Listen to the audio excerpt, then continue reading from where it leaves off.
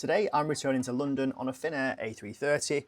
Stepping back an hour or two, and the newish terminal here in Helsinki is really smart. Very on brand with the neutral colour palette and the latest technology to whiz you through security without the need to take stuff out of your bags. Lots of shops airside and of course a Moomin store. We need to head to passport control to exit the Schengen zone. And, oh look, there's the aircraft that I didn't get to fly yesterday. Boarding started early, and today was via bus to what felt like a very remote part of the airport. Not that I'm complaining here. Boarding a wide body via stairs is always a treat. Although this 14-year-old A330-300 could do with a fresh paint job. This aircraft has 28 business seats at the front, the new Air Lounge seats, 21 premium economy seats, which on this flight are not actually sold as premium. They're all classed as regular, so if you want to fork out a little bit of cash to book these ones, you can do. Now, I really wanted a window seat, and for me the only way to do this was to pay for it. I tried to check in online and take the look of the drawer, but that gave me an aisle, and to change it incurred a fee. The cost for a premium window seat on this flight was €58, which I think is a bit steep. And to be honest, I'm quite keen to see what their regular economy seats look like anyway. There are 230 of these split over 2 different cabins. I'm going to opt for a seat right at the back for around £20 in the hope that no one will sit next to me. Let's hope it stays free. And this is my view. The seat starts off strong with a 12-inch touchscreen display. Below this is a tablet holder. If you've already downloaded Netflix to watch, you're covered here. And next to that, conveniently, is a USB A and C charging. What more could you need?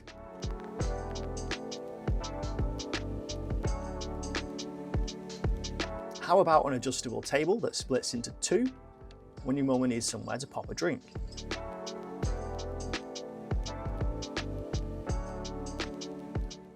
Or a large pocket to fill with all your stuff, and a bonus front pocket with some headphones already there.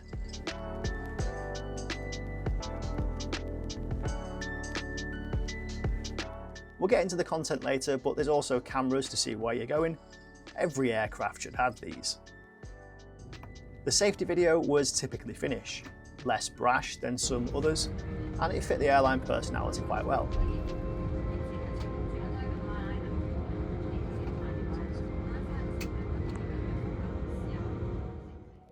Pushing back on time, we taxied out to runway 22 right for takeoff. If you're enjoying this, please drop a like, hit the subscribe button and check out the rest of the channel. I've Virgin Atlantic's A330neo, Iberia and BA long-haul flights, all coming up and in the edit soon.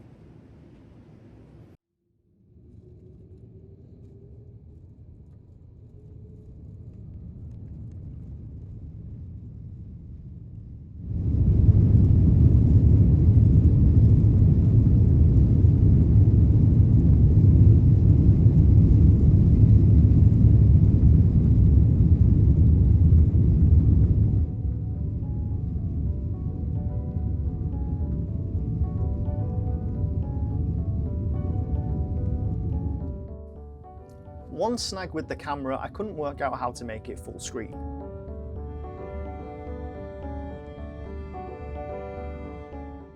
The screen for the in-flight entertainment was pretty good, responsive, bright and a good resolution.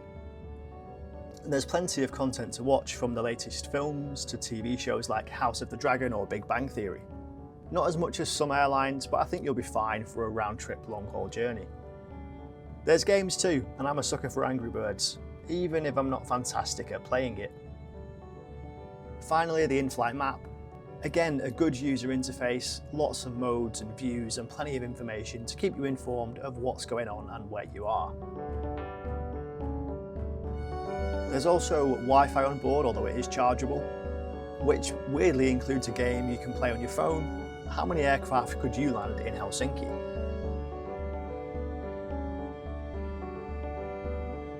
Into the cruise, and it must have been very cold outside. I've never noticed the contrails so clearly before when I'm sat on board. Not a problem inside though. Finnair fitted individual air vents for each passenger. I'm beginning to really like this A330. This flight was fairly full. There had been several cancellations earlier in the day.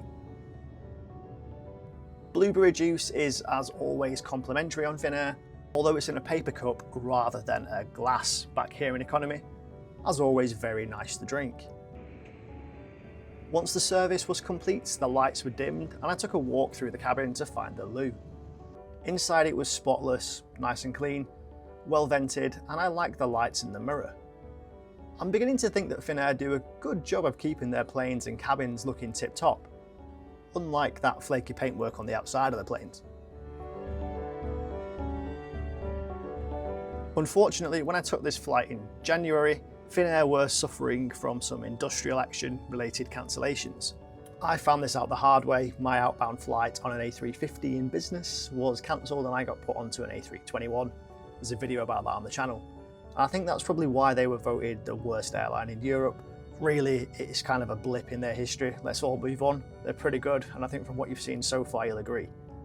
I paid £85 for this ticket. Do you think it's good value?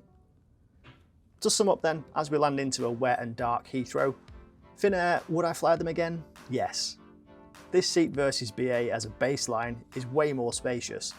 Certainly so on their A330s anyway. More comfortable, had better in-flight entertainment, and the product is fairly solid. Helsinki is a decent airport. The catch would have been that uncertainty around the industrial action, but I think that's now been resolved.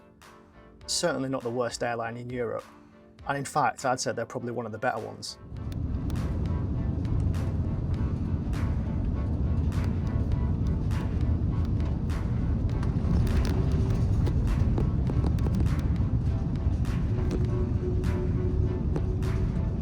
I'll leave it there. Thank you for watching and we'll see you in the next one.